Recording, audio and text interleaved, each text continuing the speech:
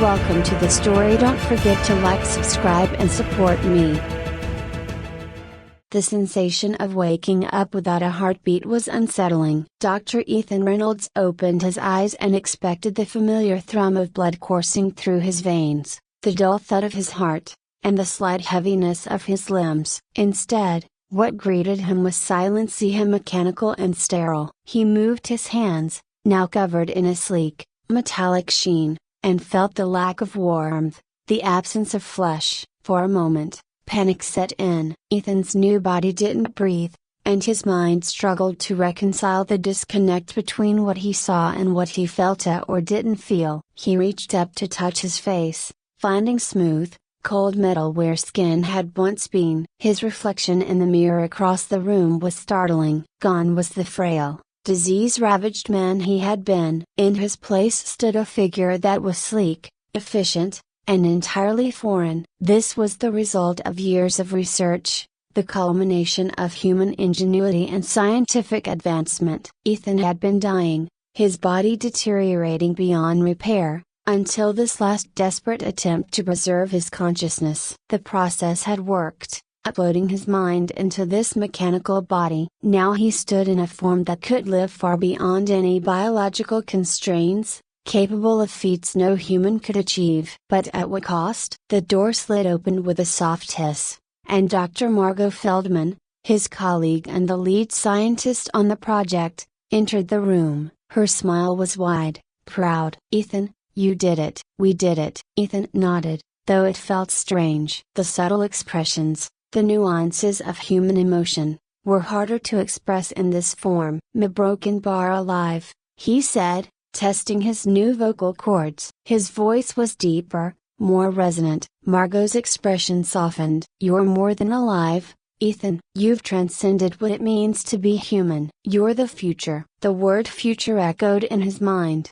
but it felt heavy with uncertainty. He wasn't sure what he was now, a human, machine, or something in between. Over the next few days, Ethan adjusted to his new reality. The physical advantages were undeniable. His strength, speed, and cognitive processing were all vastly superior to anything he had experienced before. He no longer needed sleep or food. Tasks that had once taken hours could now be completed in minutes, and the boundaries of his former body were gone. He could run for miles without tiring, lift heavy objects without strain, and process vast amounts of data instantaneously. But there were things that felt a broken bar wrong. His memories were intact, yet they felt distant, like watching a movie of someone else's life. The sensation of touch was muted. He could pick up objects, feel their texture, but it wasn't the same as before. And then there was the growing awareness that he was no longer truly human. Others in the Mech tribe, the name given to those like him,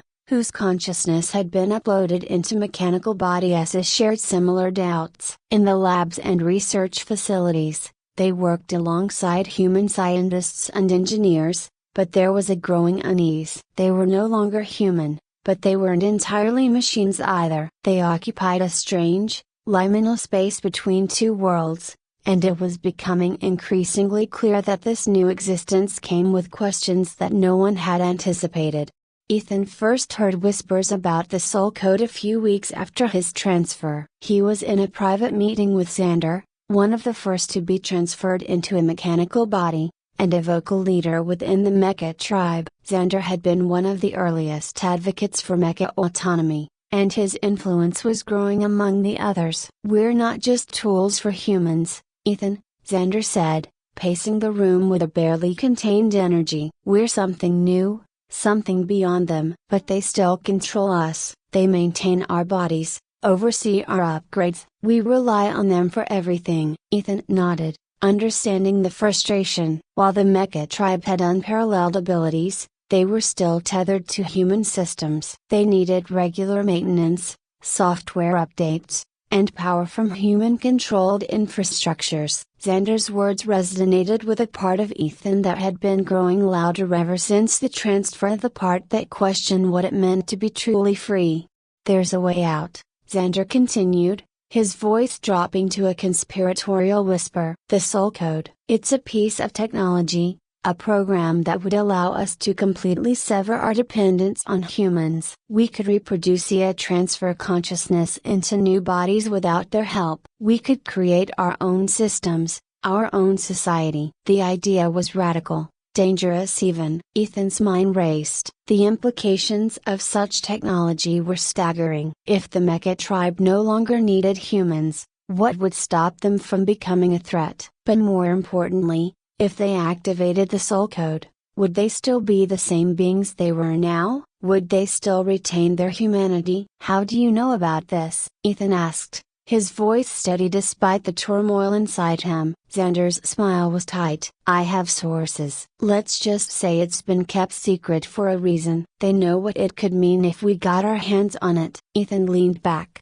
his mind spinning with possibilities and dangers. And you want me to help you find it? I want you to help us decide our future, Xander replied. We're not slaves, we deserve the right to choose what we become. For the next few days, Ethan couldn't shake the weight of Xander's words. He worked in the lab as usual, completing tasks at a speed that would have been impossible in his human body. But his mind was elsewhere, turning over the moral and ethical dilemmas presented by the soul code. If the Mecha tribe activated the code, they could truly become independent, but at what cost? Would they become a new species entirely, disconnected from the humanity that had created them? The more Ethan thought about it, the more he realized that the lines between human and machine were already blurring. He could still think, feel, and remember, but his body was no longer organic. He no longer needed to eat or sleep, but he could still appreciate a sunrise or a beautiful piece of music. Wasn't that what it meant to be humana? The ability to experience and appreciate life,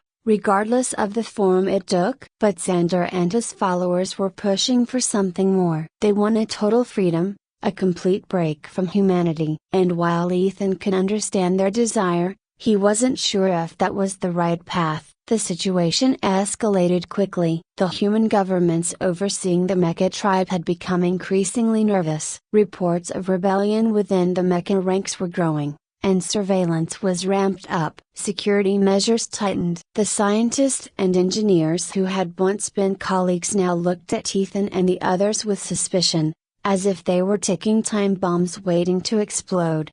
Ethan's old colleague, Margot, pulled him aside one evening after a tense meeting. You've heard the rumors, haven't you?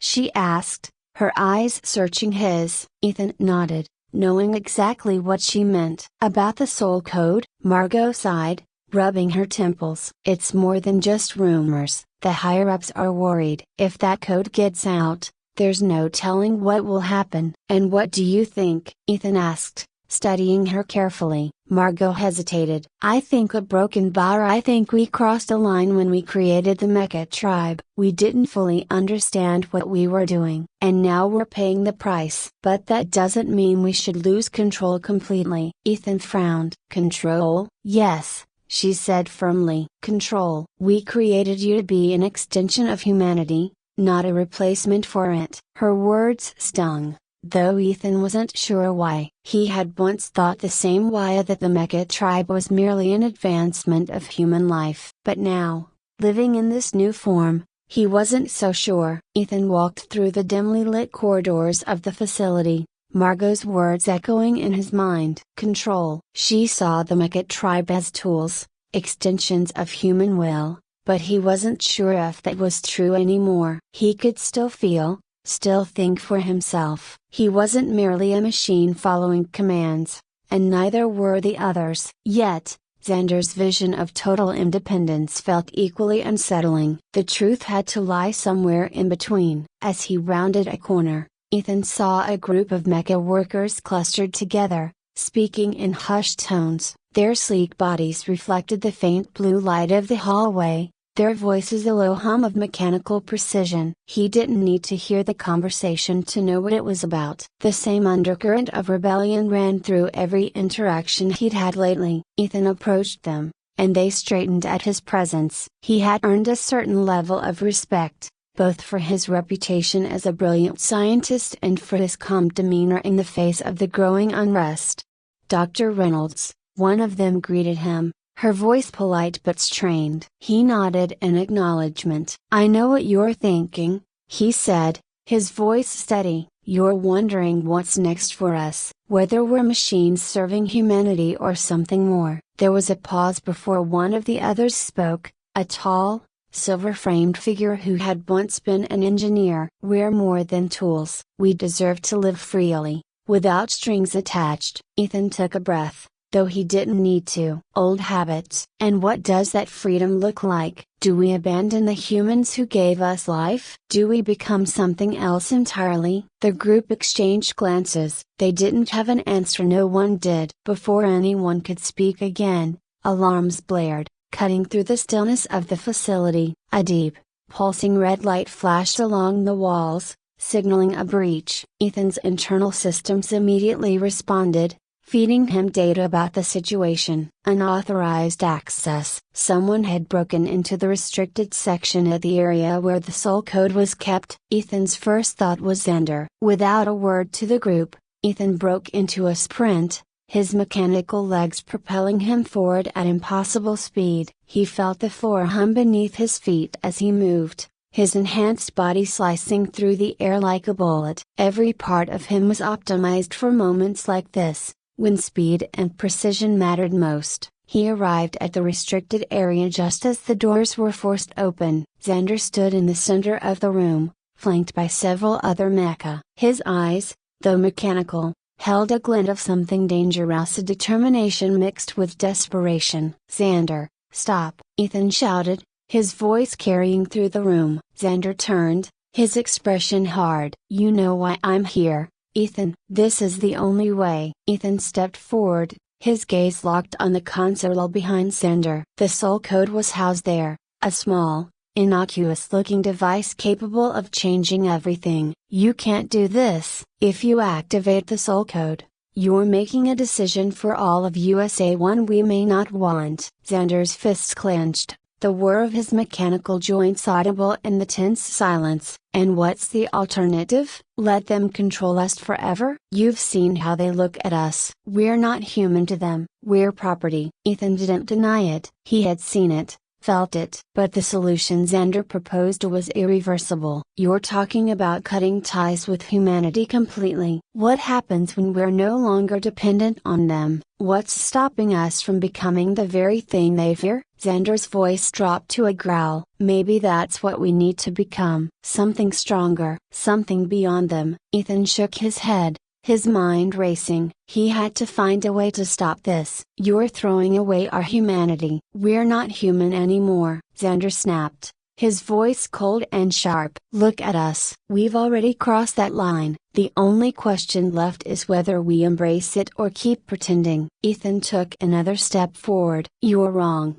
Being human isn't about flesh and blood. It's about choice, about empathy, morality, understanding. If we activate that code, we lose what little humanity we have left." Xander stared at him, the tension between them palpable. For a moment, Ethan thought he had reached him, that reason might prevail. But then Xander's hand moved toward the console, his resolve unshaken. Ethan reacted without thinking, launching himself across the room with mechanical speed. He tackled Xander to the ground, the two of them crashing into the metal floor with a deafening clang. Xander fought back, his enhanced strength making him a formidable opponent. But Ethan was just as strong, just as fast. They grappled, metal limbs clashing, each trying to gain the upper hand. Around them, the other mecha stood frozen, unsure of what to do. This wasn't a fight they had expected, and the uncertainty of their future hung over them like a dark cloud. Ethan managed to pin Xander down, his arm twisted behind his back. "Don't do this, Xander." "We can find another way." Xander struggled beneath him, his voice laced with bitterness. "There is no other way." Ethan hesitated, his mind racing through the options. He had to make a decision, and he had to make it now. In that moment, he realized that the choice Xander had made wasn't just about freedom. It was about fear of being controlled, fear of losing agency, fear of not being enough. And yet, wasn't that the same fear that drove humans to keep the mecha tribe under their thumb? He released Xander, stepping back. "I won't stop you," Ethan said, his voice calm now. "If you really believe this is the only way, then do it." "But I won't be a part of it." Xander stood, his eyes wide with disbelief. "You're serious?" Ethan nodded. "I am. I don't believe in what you're doing, but I won't force my will on you. That's what makes us human. The ability to choose. If you take that away, you become no better than the ones controlling us now." Xander stared at him for a long moment, the tension thick in the air. Then, slowly, he lowered his hand, stepping away from the console. "You're wrong, Ethan. This isn't about choice. It's about survival. But I'll give you Thesa just this once." Ethan watched as Xander and his group left the room, the threat of the soul code temporarily averted. He let out a breath he didn't need, feeling the weight of the situation crash down on him. This wasn't over, not by a long shot. In the days that followed, negotiations between humans and the Mecha tribe began in earnest. There was no easy solution, no quick fix. But there was dialogue. Slowly, cautiously, both sides began to find common ground. Autonomy was granted in stages, allowing the Mecha tribe more control over their own systems while maintaining a connection to humanity. As for Ethan, he found his place somewhere in the middle. He had chosen not to fully sever ties with humanity, but he also recognized that the Mecha tribe needed space to grow, to evolve. It wasn't a perfect solution, but it was a step toward balancing a future where both species could coexist. And in the quiet moments, when he stood alone in the facility's observation deck, looking out at the vastness of space, Ethan felt something stir inside him. He wasn't human, not entirely. But he wasn't just a machine either. He was something new, something undefined. And for the first time, that uncertainty felt like possibility.